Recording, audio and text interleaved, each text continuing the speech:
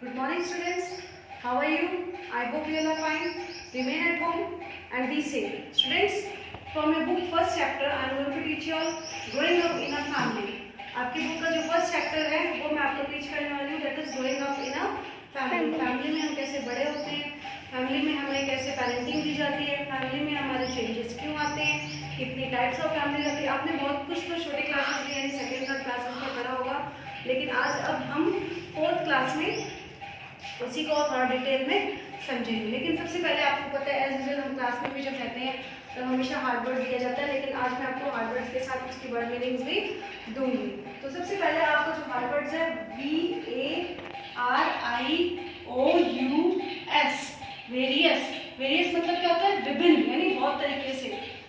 VARIOUS, various. Various मतलब विभिन्न। Events, EVENTS, events. Events मतलब क्या होते हैं? जैसे कि कोई फंक्शंस हुआ, सेलिब्रेशंस हुआ, फेस्टिवल्स हुआ, उसको आप बहुत बड़े तरीके से एंजॉय कर रहे हो, सब पूरे फैमिलीज गैदर हो रही है, तो उसको हम लोग क्या बोलते हैं? आयोजन। क्या बोलते हैं? प्रोग्राम होता है जिसको आयोजन बोला जाता है। अफेक्ट यानी इसका क्या कितना प्रभाव करता है। कोई बात, किसी की बातें हुई, किसी का प्रेजेंटेशन हुआ, किसी की पढ़ाई हुई, कोई भी चीज़ आपको प्रभावित कर रही है, तो आपको कितना अफेक्ट दे रही है, दैट इज कॉल्ड को प्रभावित। मैरिज, मैरिज मतलब हम सब जानते हैं, मैरिज मतलब क्या होता है? शादी।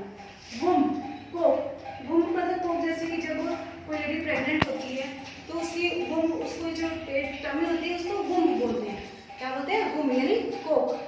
टमी हम सब जानते हैं, टमी का मतलब होता है पेट। जेस्टेशन, गर्भावधि, यानी जब लेडी जो प्रेग्नेंट होती है, कोई भी ह्यूमन लिविंग थिंग्स प्रेग्नेंट होता है, उसकी जो जेस्टेशन पीरियड होती है, उसको जो प्रेगनेंसी पीरियड रहती है उसको जेस्टेशन भी बोलते हैं, और दैट इज कॉल्ड द गर्भावधि। क्या बोलते हैं? गर्भावधि। ओके बेटा, so open your book from growing up in a family, page number 1. Page number 1, growing up in a family. मैं रीडिंग करना स्टार्ट कर रही हूँ, आप हमारे साथ पढ़ोगे और घर पे भी इसको बहुत अच्छे से रीडिंग करना है। We live in a family with our family members. A family lives together, eats together, has fun together and helps each other in times of need. We also learn various things by staying in a family. आपको पता है कि family भी live in, हम लोग एक परिवार में रहते हैं, परिवार के साथ रहते हैं, एक साथ खाना खाते हैं, एक साथ मस्ती करते हैं, एक दूसरे को हेल्प करते हैं, तो ये सब चीज़ों से हम क्या करते हैं? बहुत कुछ सीखते भी हैं। तो ये एक फैमिली के अंदर रहना और बहुत कुछ सीखना दोनों हमें मिलता है। We have already learned that families can be of different size. हमें ये पता है कि फैमिली डिफरेंट साइज होती है। आपके बुक के सबसे ऊपर वाले में पिक्चर में दिया है कि एक ये सिंगल पैरेंट फैमिली है, दूसरी इज न्यूक्लियर फैमिली, तीसरी क्या है? Joint family. Single parent family पिछले में आपको बताया गया था कि सिंगल पैरेंट फैमिली क्या होती है, जिसमें एक फादर या मदर सिंगल पैरेंट उन बच्चों को अपब्रिंग करते, बच्चे को पेरेंटिंग करता है, और दूसरे मतलब जिसमें मदर फादर और उनके बच्चे होते रहते हैं, सिंगल न्यूक्लियर फैमिली, और सब mother father, grand father, mother, uncle, aunt सब साथ में रहते हैं, that is a joint family. Some are large while some are small. कुछ फैमिली बड़ी होती है, कुछ फैमिली स्मॉल होती है। Some families only have parents and their children. कुछ फैमिलीज के सिर्फ पेरेंट्स ही होते हैं और उनके चिल्ड्रन होते हैं, जिसको हम न्यूक्लियर फैमिलीज बोलते हैं। ये आपको हमेशा सेकेंड थर्ड क्लास में भी बताया जा रहा है, ये फोर्थ क्लास में वापस से रिपीट किया जा रहा है ताकि आपको अच्छे से समझ में आ जाए। Some children grow up in the large families having parents and grandparents. Some may also have uncle and aunt and cousin living with them. कुछ फैमिली में ग्रैंड पेरेंट्स रहते हैं, साथ में अंकल एंड साथ में रहते हैं, उसको हम लोग क्या बोलते हैं? They are joint family. Family में the children live with any one parent, जो सिर्फ एक पेरेंट के साथ रहते हैं, जो बच्चे एक पेरेंट या तो मदर के साथ रहते हैं या फादर के साथ रहते हैं, तो उसको सिंगल पेरेंट फैमिली कहते हैं।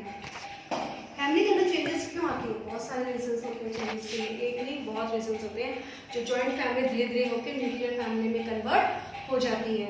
The size of a family changes due to various reason. The birth of a child, अगर किसी का बेबी बॉर्न हुआ तो भी आप देखते हो कि उनके रहन सहन, उनका जो रेगुलर डेज होता था, वर्किंग होता था, काम होता था, वो ना होकर बेबी बॉर्न हो गया तो उनके काम में भी चेंजेस आ जाते हैं।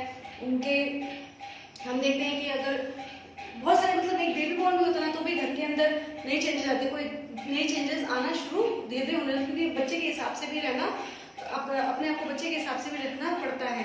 कि बच्चे का अब जैसे पहले अगर कुछ और काम करते थे लेकिन पहले प्रायोरिटी छोटे बच्चे को देनी पड़ती है, उसका काम पहले करना पड़ता है, तो ये थोड़े बहुत चेंजेस आना शुरू हो जाते हैं। मैरिज शादी होती है तब लड़की जो होती है वो लड़के शादी जब हो जाती है तो वो लड़के के घर साथ लड़की के फैमिली के साथ रहती है, तो उसको भी बहुत सारे एडजस्ट करना पड़ता है।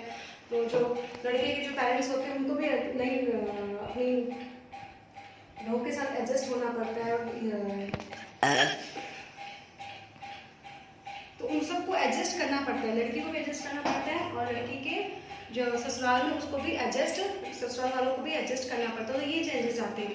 नेक्स्ट, अगर किसी फैमिली में डेथ हो जाए तो भी कि वो इंसान अगर घर से चला गया तो पहले किस तरीके उसके वजह से फैमिली मेम्बर्स के बीच में भी कुछ ना कोई चेंजेस ज़रूर आता है। This events also affect the lives of other families. ये सब चीज़ होती है जो हर फैमिली के मेम्बर्स को अफेक्ट करती है। Changes due to marriage.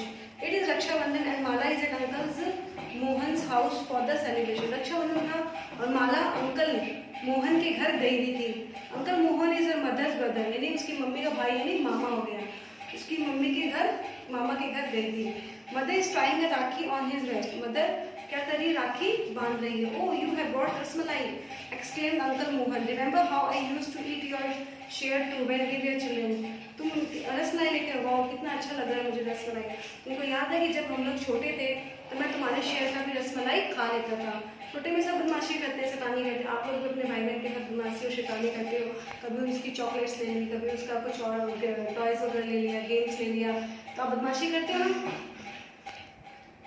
Mother always scolded me for it, he said cheerfully to his sister. वो बहुत खुश होकर अपने बहन को बताता है कि मम्मी हमेशा मेरे को डांटती रहती थी। Why don't you live with uncle, grandfather and grandmother any more.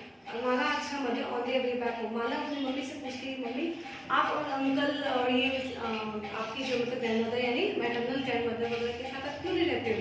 Why did you leave your parents home, आप अपने पेरेंट्स का घर क्यों छोड़ दिया। तो mother told Mala how she lived in Lucknow with her parents. Mother बताती है कि वो लखनऊ रहती थी अपने पेरेंट्स के साथ, Mohan and her younger sister Neelam, Mohan और उसकी छोटी बहन नीलम के साथ। Then she got married and shifted to Delhi. लेकिन आपको पता ही है कि शादी होने के बाद कहीं भी जहाँ पे भी जिसके साथ शादी होती है उसके साथ शिफ्ट होना पड़ता है, तो वो दिल्ली जाके शिफ्ट हो गई थी। Where Sanjay, Mala's father lived with his family, जो संजय की फैमिली के साथ रहने लग गई थी। She told Mala that women usually move to stay with their husband's family. Women जो होती है वो अपने हस्बैंड की फैमिली के साथ जाके रहना शुरू करती हैं आफ्टर मैरिज, शादी कर। Often they change their surname too. कई बार ऐसा भी होता है कि सरनेम भी चेंज करना पड़ता है। तो so you all are going to study till here, you all are going to read till here. आप इसको इन दो पेजेस को, पेजेस 1 एंड 2 को आप रीड करोगे घर पे, अच्छे से समझोगे। कोई पॉइंट समझ में नहीं आएगा तो आप इसे पूछ सकते हो। और ये हार्ड वर्ड्स और वर्ड मीनिंग्स आपको लिखना है, आपको अच्छे से लिखना है, सुंदर राइटिंग से लिखना है, प्लस आपको इसको लर्न भी करना है। ये बहुत ज़्यादा यूजफुल है आपके लिए। अगर कोई भी प्रॉब्लम हो आप मेरे को बता सकते हो। And thank you.